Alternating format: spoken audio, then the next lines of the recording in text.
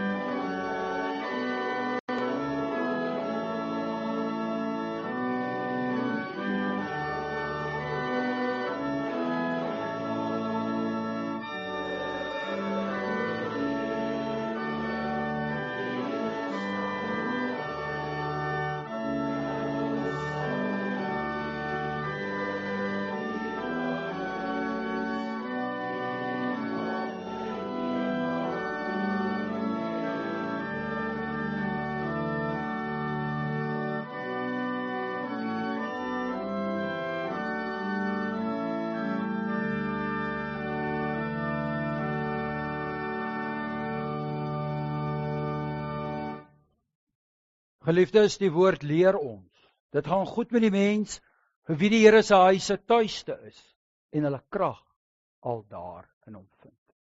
Geliefdes, genade, barmhartigheid en vrede word aan u geskenk deur ons drie-enige God, God die Vader, God die Seun en God die Heilige Gees.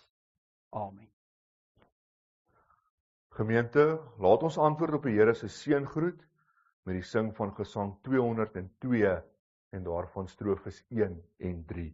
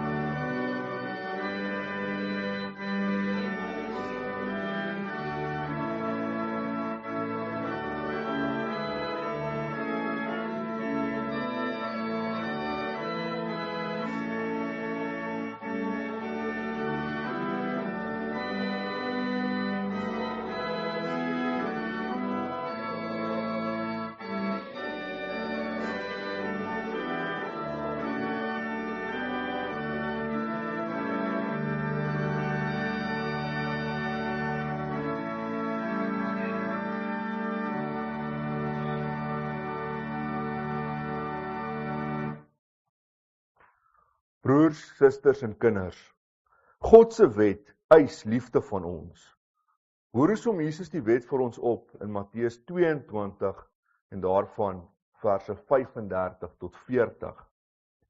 En een van hulle, 'n wetgeleerde, het hom met 'n vraag probeer vastrek. Meneer, vra hy, wat is die grootste gebod in die wet?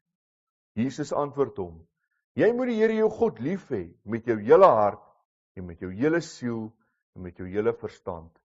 Dit is die grootste en die eerste gebod. En die tweede wat hiermee gelyk staan is, jy moet jou naaste lief hê soos jouself. In hierdie twee gebooie is die hele wet en die profete saamgevat. Ons weet hoe liefdeloos ons teenoor God en teenoor ander mense is. Laat ons nou ons skuld bely met die volgende woorde deur elkeen as volg in sy of haar hart saam te spreek. Here, ons het almal afgedwaal. Ons handel almal in stryd met u woord. Ons is liefdeloos teenoor u en ons medemens.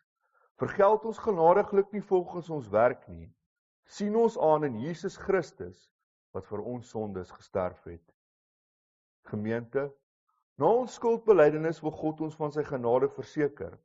In Galasiërs 3 vers 11 lees ons, hy wat deur God vrygespreek is omdat hy glo, sal lewe. Almal wat God se vryspraak ontvang, moet hulle geloof in God opnuut en met blydskap bely. Kom ons doen nou ook so en bely ons geloof staande deur saam te sing uit Gesang 265 en daarvan strofes 1 en 2.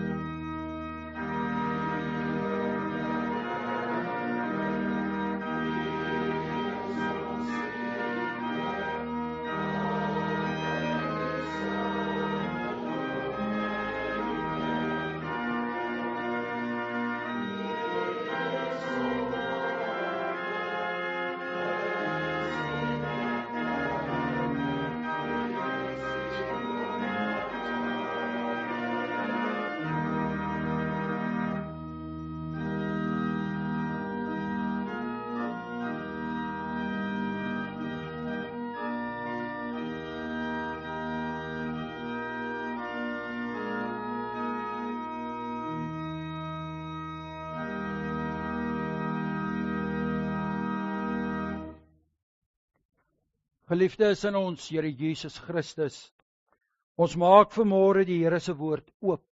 En ons gaan saam lees daaruit die Evangelie volgens Lukas. Lukas hoofstuk 22, daarvan af vers 14. Maar voordat ons saam lees uit die woord van die Here, terwyl ons so sit met die Here se woord geopen, kom ons sluit ons oë in gebed.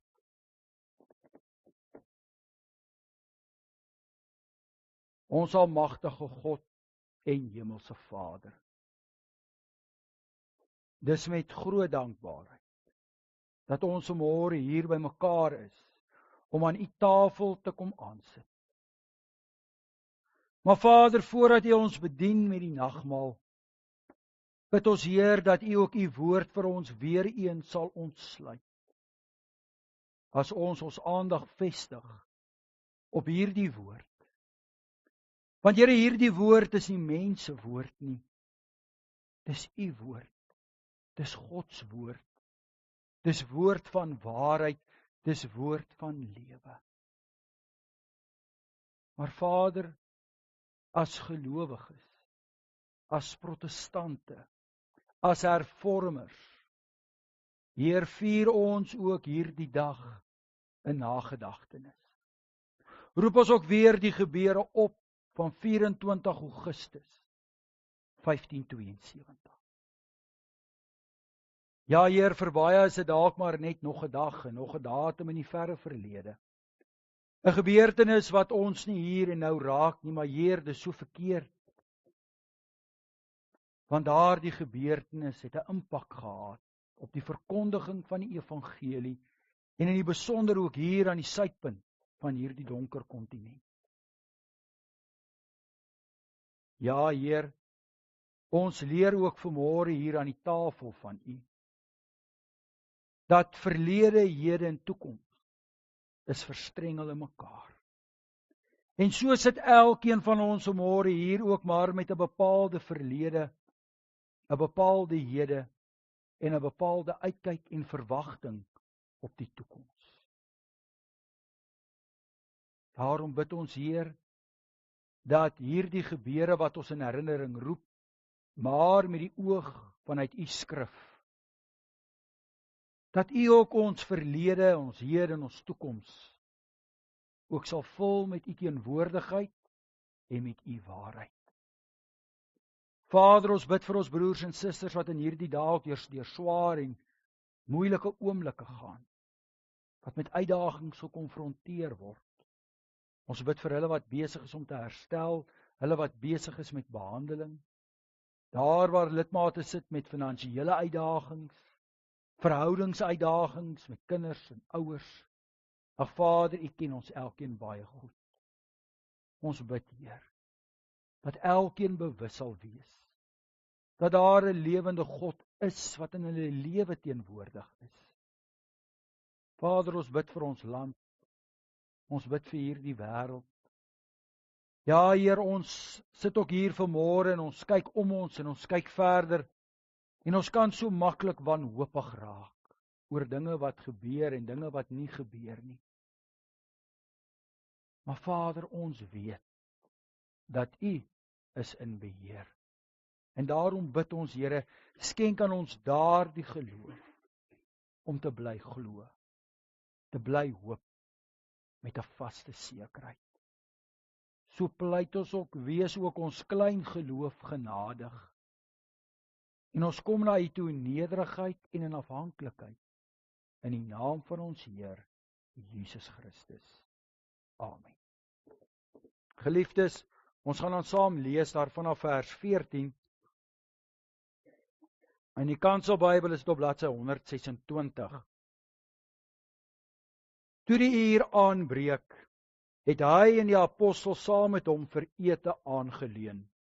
Toe sê hy vir hulle: Ek het van harte begeer om hierdie Pasga saam met julle te eet voordat ek ly.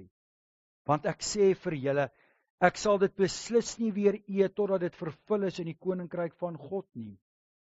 Daarna het hy 'n beker geneem en nadat hy gedank het, gesê: Neem dit en deel dit onder mekaar. Want ek sê vir julle, van nou af sal ek beslis nie weer van die vrug van die druiwestok drink totdat die koninkryk van God gekom het nie. En hy het brood geneem en nadat hy die seëngebed uitgespreek het, breek hy dit en gee dit vir hulle en sê: Dit is my liggaam wat vir julle gegee word. Doen dit ook om my in herinnering te bring. So ook met die beker na die ete met die woorde: Hierdie beker wat ter wille van julle uitgegiet word, is die nuwe verbond deur my bloed. Maar kyk, die hand van die een wat my gaan verraai is saam met my aan tafel. Want met die seun van die mens sal dit gaan soos wat dit bepaal is. Maar wee daardie man deur wie hy verraai word. Hulle het mekaar toe begin afvra wie van hulle dit tog sou wees wat so iets sou doen. Geliefdes, tot sover ons skriflesing. 'n Kind van die Here, luister na die woord van God. Ons teksvers vir vanmôre se prediking kom uit die geleesde gedeelte en daaruit vers 15 en vers 16.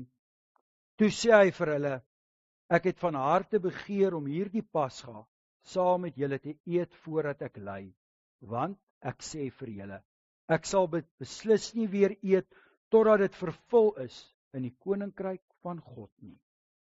Geliefdes, as mens kyk na die 2020 direkte vertaling, dan sien 'n mens daar by Pasga is daar so C, en as mens nou onder by die voetnotas gaan lees, dan verwys dit natuurlik na die fees van die ongesuurde brood of die Paasfees, soos dit ook bekend staan. Geliefdes, die tema vir vanmôre se prediking is Bartolomeus nag. Bartolomeus nag se verlede, sy hede en sy toekoms. Dink jouself 'n bietjie in. Vat jouself in die gees se oog terug na die jaar 1572. Dit is 23 Augustus. Jy is 'n gelowige, 'n Christen. En jy bevind jouself in Parys. Binne nie is daar groot dankbaarheid, maar ook 'n bepaalde bekommernis.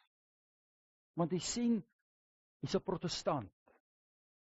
Jy het opgestaan vir die waarheid van die evangelie.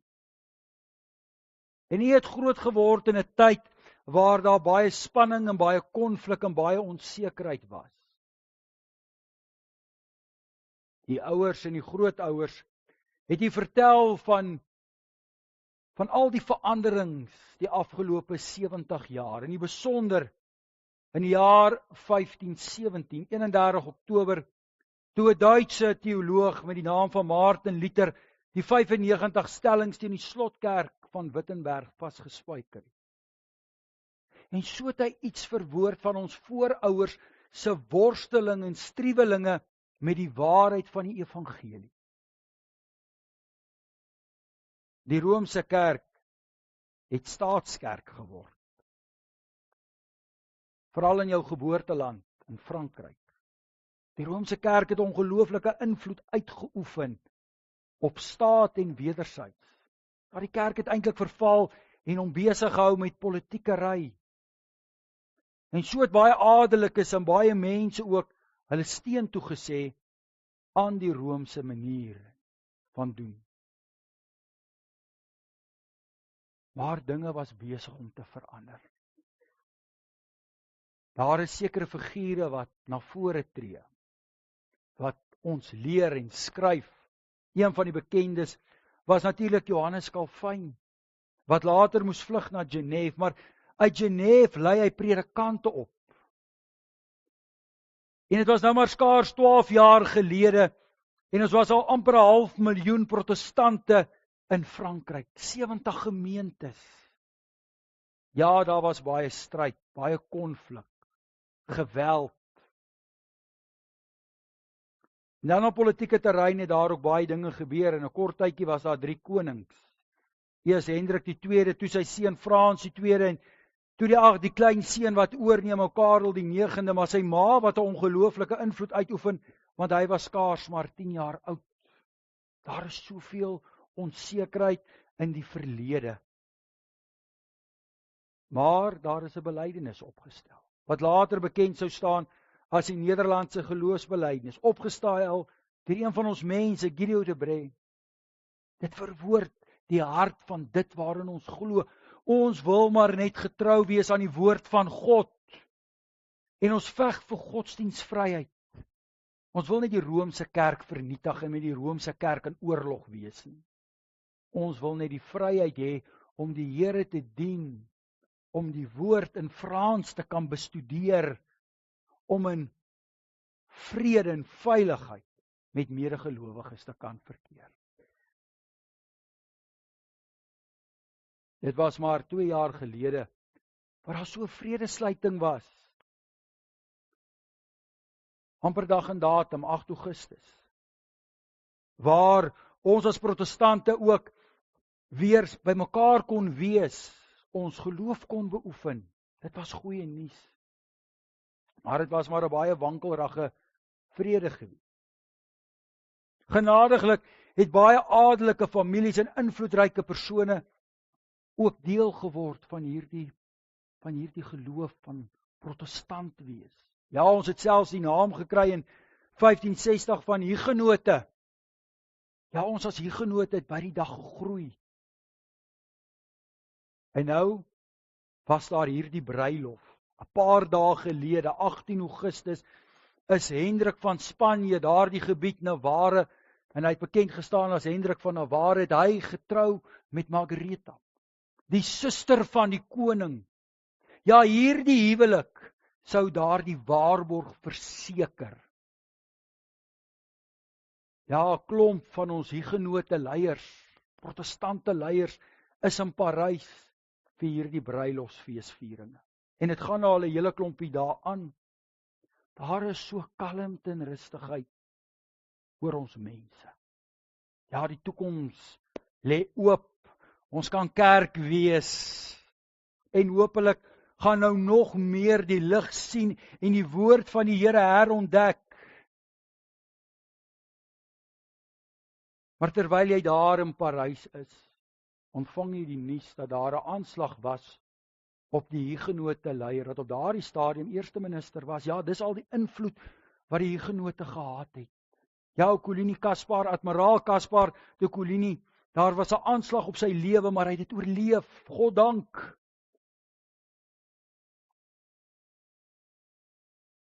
Ja, die verlede het sy uitdagings gehad. Maar oor die algemeen lyk die verlede goed. Die Here is met ons. Die Hugenote is besig om veld te wen. Godsdienstvryheid het 'n werklikheid geword. Maar dan, enkele ure later, lui daar 'n klok. En daar's verwarring, daar's 'n geskree, daar's 'n gegil. Mense skree en roep en sê ons moet uit Parys uitkom, hulle is besig om mense te vermoor. Coligny is dood, hulle het sy kop afgekap. Vlug. Dis net bloed in die strate. Ja, die Here se skok, dit kan nie waar wees nie. En die toekoms? Ja, die toekoms sou uitdagings lewer. Die wapen word weer opgeneem. Tussen 35 en 40.000 Hugenote verloor hulle lewens. So baie verlaat die Hugenote vir hulle eie veiligheid. Draai hulle rug op ons, verraai ons. Ja, 'n paar jaar later word daar weer die Erik van Nantes gelukkig uitgevaardig in 1598 en daar's weer relatiewe vrede, maar dan word dit weer herroep. Ja, my nageslag sou in 1688 126 van hulle na die Kaap vlug, wat later bekend sou staan as Franshoek. Maar daar staan ons, daar staan hy in Parys. 23 Augustus 1572 het hierdie verlede en die Here wat gaan ontplof in chaos. En die toekoms lyk nie goed nie. Maar is dit waar? Want jy sien, geliefdes, ons het die voorreg om in die jaar 2026 aan die suidpunt van Afrika, hier in Pretoria, gemeente Teresa Park, hierdie gebeure in herinnering te roep. Ons het die voorreg om die woord van die Here te kon lees in die taal waarin ons droom, in Afrikaans.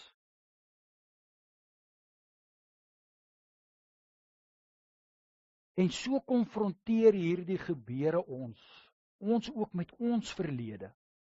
Ons kollektiewe verlede as kerk en as volk, maar ook ons persoonlike verlede.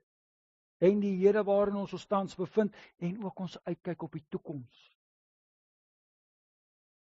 Maar dis nie uniek nie. Of jy self nou bevind het in die jaar 1572 en of jy vandag is in die jaar 2026, of jy nou in die begin van tyd is, die Christelike kalender, dit bly maar dieselfde ongeveer. En dit bring ons by hierdie gedeelte wat ons vanmôre saam gelees het, 'n baie bekende gedeelte, die instelling van die nagmaal.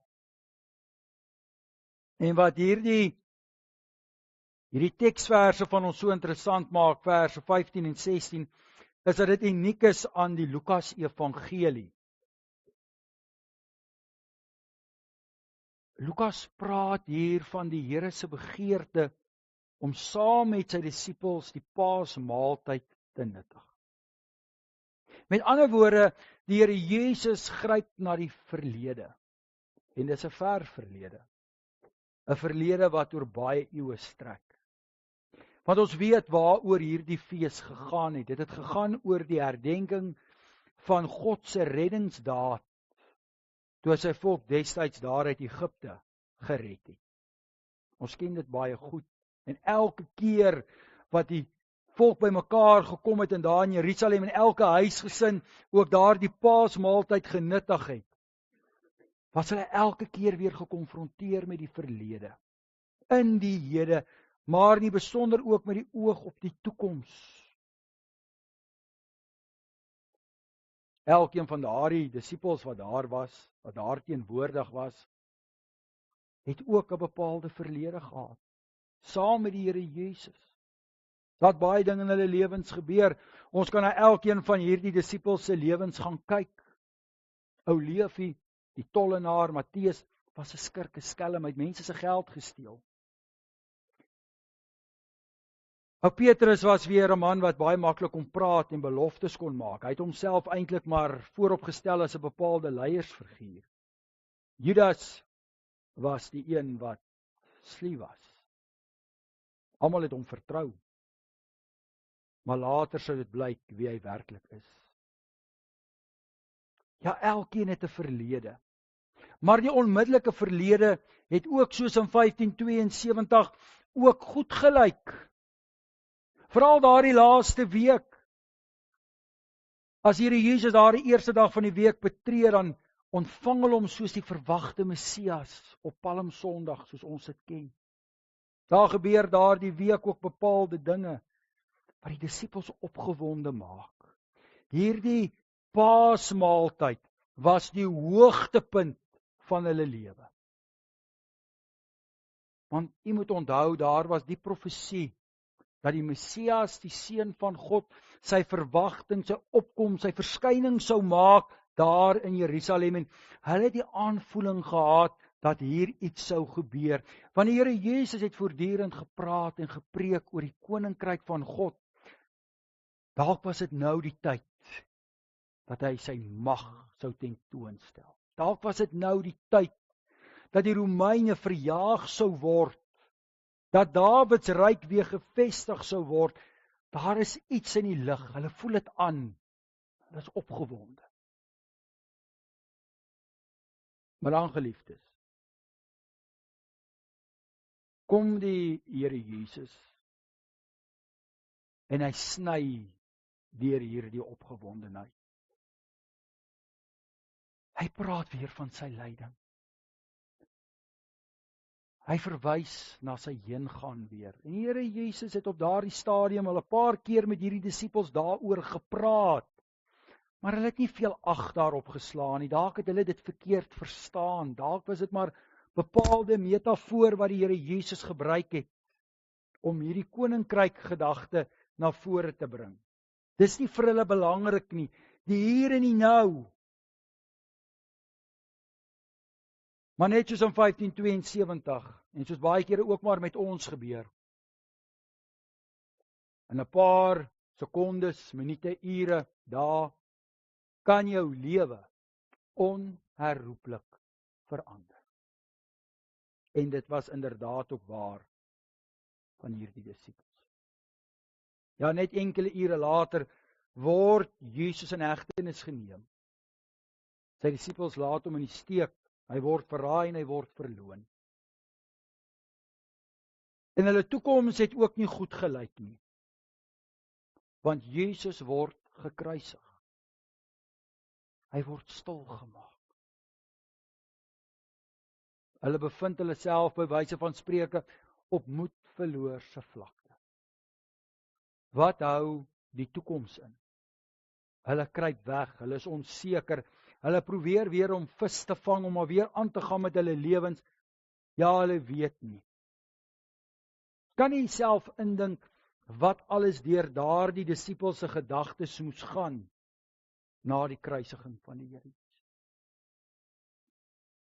Iets daarvan, geliefdes, beleef ons as 'n geliefde ons vooruitgaan.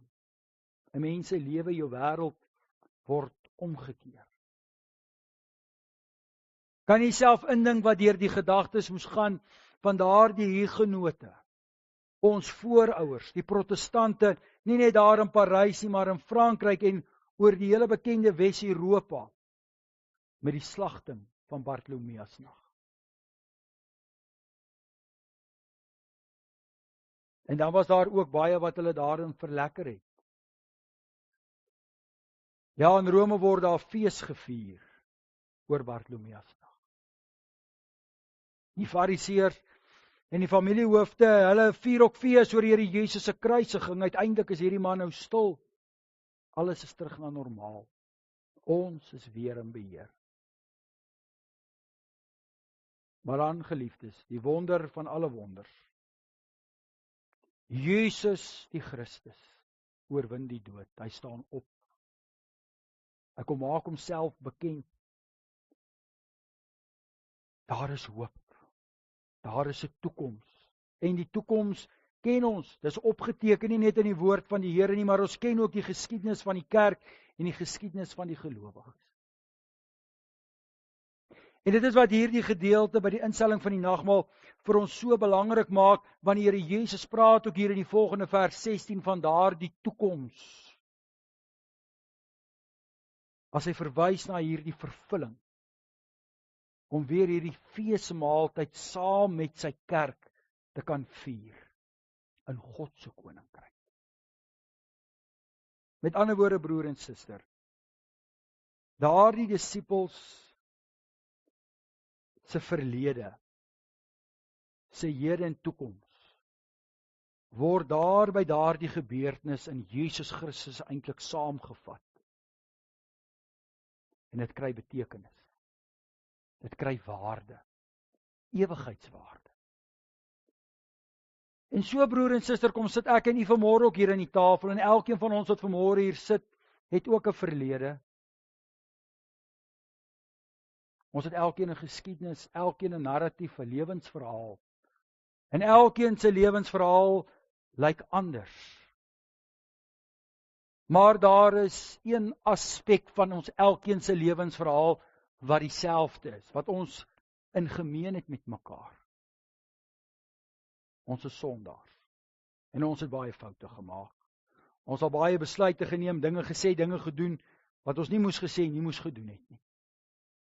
Maar is hier by die nagmaal wat daardie verlede weer, wat ons weer besef dat daardie verlede ook in Christus vergeef is. Baie mense sukkel soms om met hulle verlede vrede te maak. Maar in Christus kan ons. In Christus kan ons daardie vrede vind. Mense worstel so baie keer en kyk terug op hulle lewens weg en vra, was die lewe nou die moeite werd? Soos Prediker dalk sou skryf. Hier by die nagmaaltafel, ja, beslis. So die verlede van die disippels en die verlede van die volk in die Ou Testament betekenis gehad. Hulle was draers van God se belofte, draers van die evangelie. So het elkeen van ons verledes ook betekenis. Dit was nie maar net bloot 'n proses van noodlot en toeval nie. Dit het betekenis en sin omdat God daarin sin en betekenis gegee het. Maar ons sit ook elkeen vandag hier met 'n bepaalde hede. En nie een van ons hede is dieselfde nie. Ons omstandighede is nie dieselfde nie. Ons deel nie dieselfde bekommernis of dieselfde vreugdes nie. Elkeen wat hier sit het maar uitdagings. Maar ook die lewe hier en nou het sin en betekenis. Al verstaan ons nie altyd hoekom sekere dinge gebeur nie. Al is ons baie kere bang en onseker, net soos die disippels daar met die instelling van die nagmaal ook 'n klomp dinge nie verstaan het wat besig was om te gebeur nie. Net soos daar die Hugenote destyds daar in 1572 in Parys in Frankryk nie verstaan het wat besig is om te gebeur nie. En daar is soveel gebeurtenisse uit die geskiedenis wat daarvan kan getuig, waar ons voorouers, die kerk op bepaalde oomblikke en momente gestaan het met 'n groot stuk onsekerheid, met onbegrip.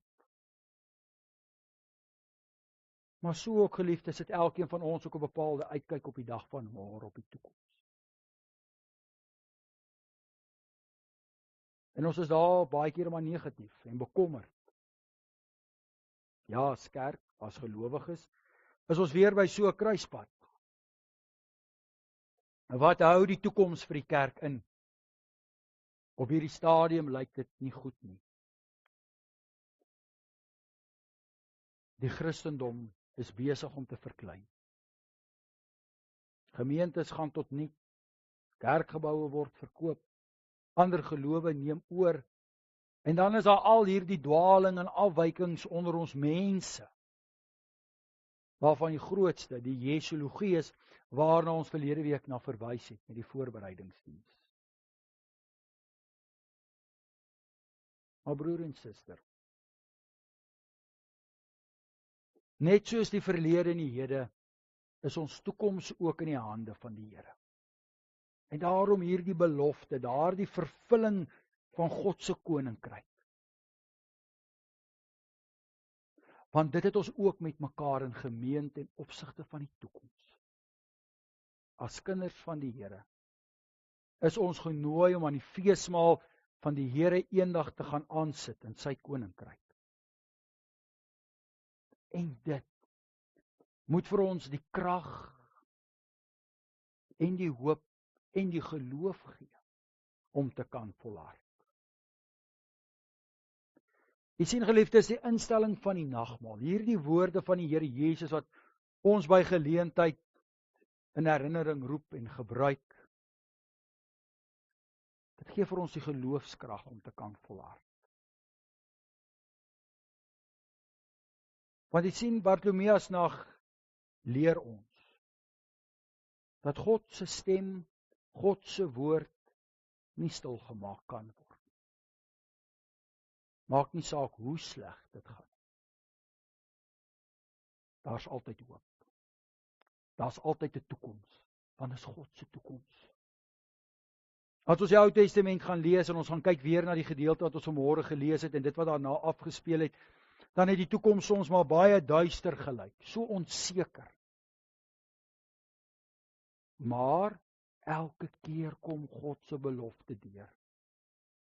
Dat God is op pad met sy kudde. God is op pad met sy volk, met sy kerk. Is God besig met ons.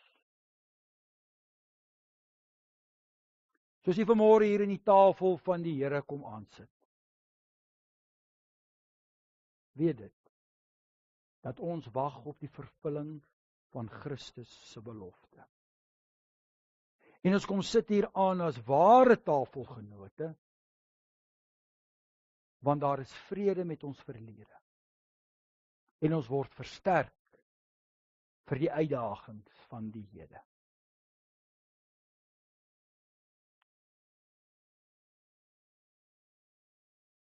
Ons kyk vandag terug na 'n groot gebeurtenis, wat ongelooflike impak gehad het,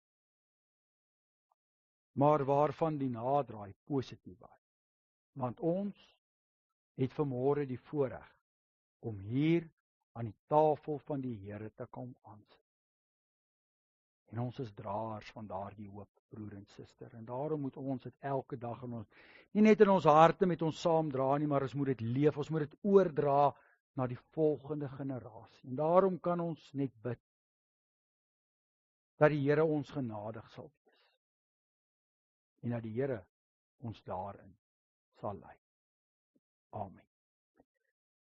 Geliefdes, as voorbereiding tot die nagmaal, laat ons nou saam bid.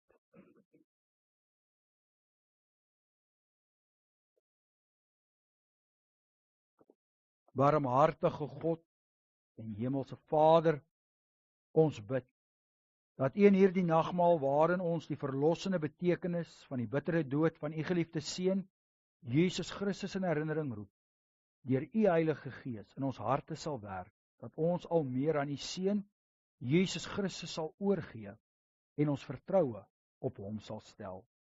Laat ons vermoeide en verslae harte deur bemiddeling van die Heilige Gees gevoed en verkoop word met die liggaam en bloed van Jesus Christus. Ja, met Hom, ware God en mens, die enigste hemelse brood. Dankie Heer, dat ons elkeen kan terugkyk na ons lewe. Dankie dat ons die verlede in terugskoue kan neem. Want Here, in ons verlede sien ons U hand van genade raak.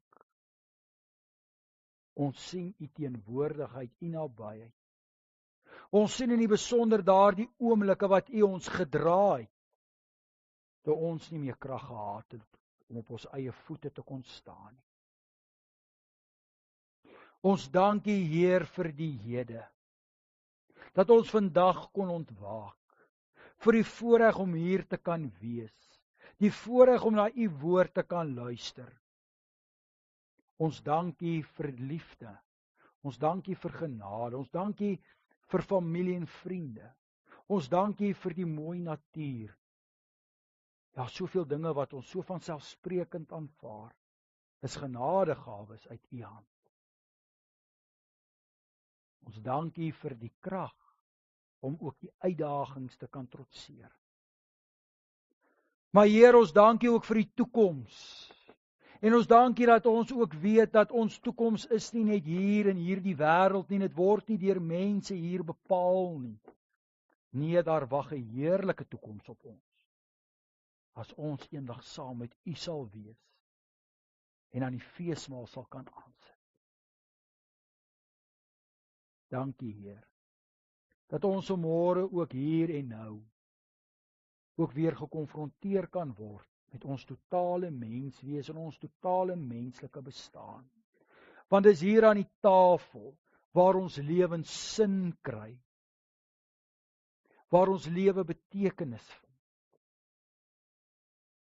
Daarom bid ons, Heer, seën ons ook vanmôre hier aan die tafel. En gee vir ons daardie geloof, dat ons sal leef en wag en bid vir die vervulling van U belofte. Vader, dit bid ons, in die naam van ons Heer, Jesus Christus. Amen. Gemeente, as voorbereiding vir die bediening van die nagmaal, gaan ons nou daar saam sing uit Gesang 300, en ons sing daar saam strofes 1 en strofes 4.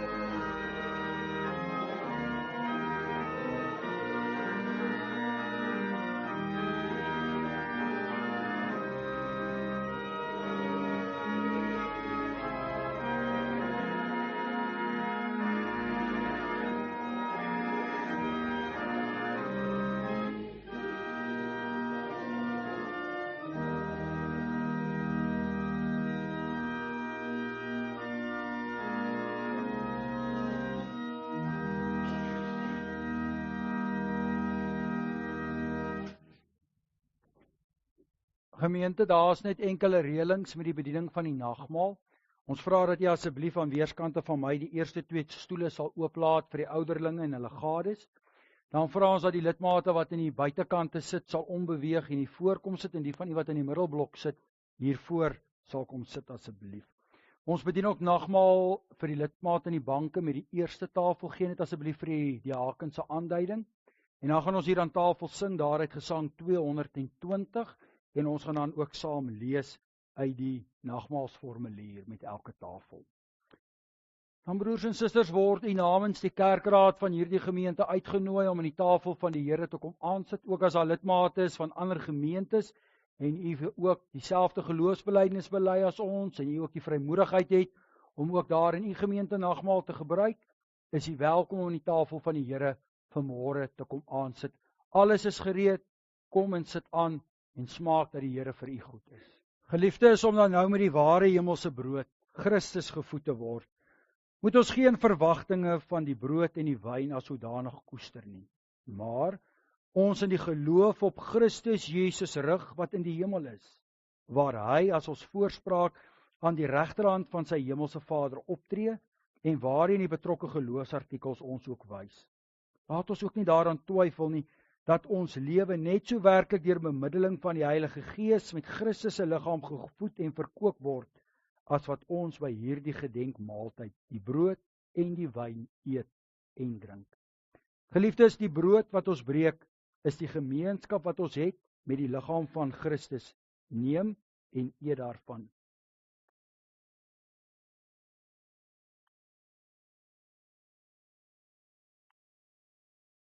Geliefdes, in die beker van danksegging waarvoor ons die Here dank, is die gemeenskap wat ons het met die bloed van Christus. Neem en drink daarvan, want elke keer wat ons van hierdie brood eet en uit die beker drink, verkondig ons die dood van die Here, totdat hy weer kom.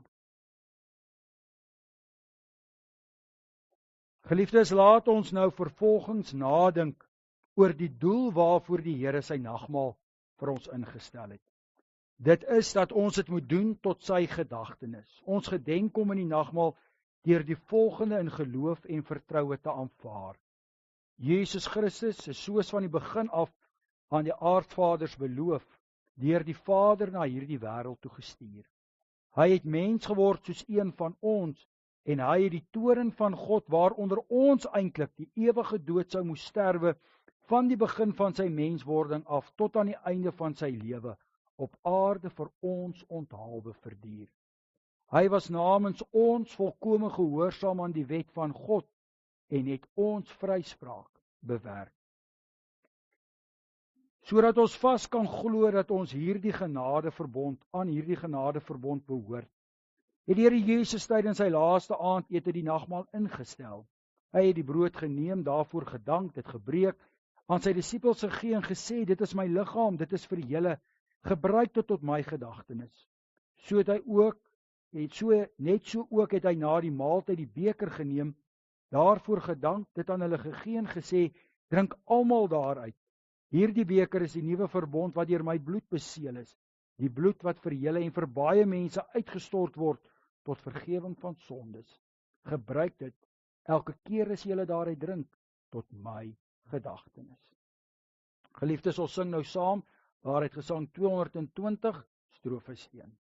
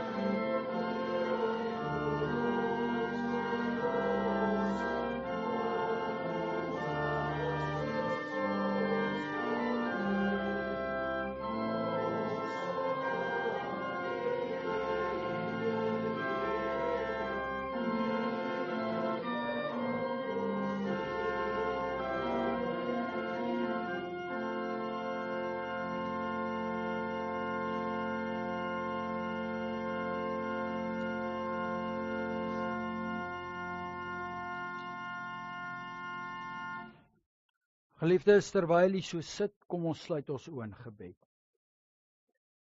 Almagtige, barmhartige God en Vader, ons dank U met ons hele hart dat U enigste Seun alleen op grond van U barmhartigheid aan ons as 'n middelaar en offer vir ons sondes en as voedsel en drank vir die ewige lewe geskenk het.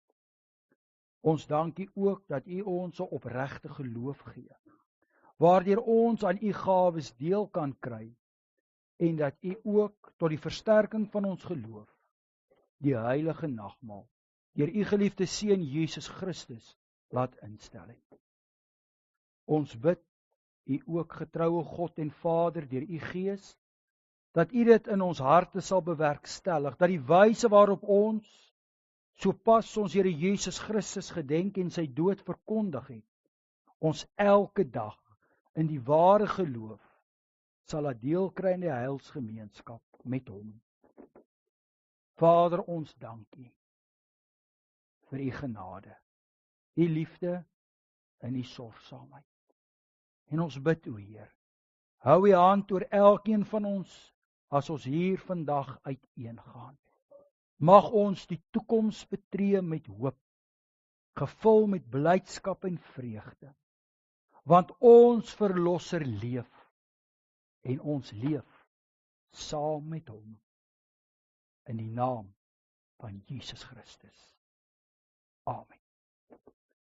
Geliefdes, ons slotsang vanmôre kom uit die baie bekende Gesang 521 en ons sing dit daar saam op die ou melodie, in die Toetjies melodie, en ons sing daar strofes 1 en 2 en na die sing van die slotsang bly staan vir die uitspreek van die seëngroet en dan sing ons saam daaruit Gesang 286.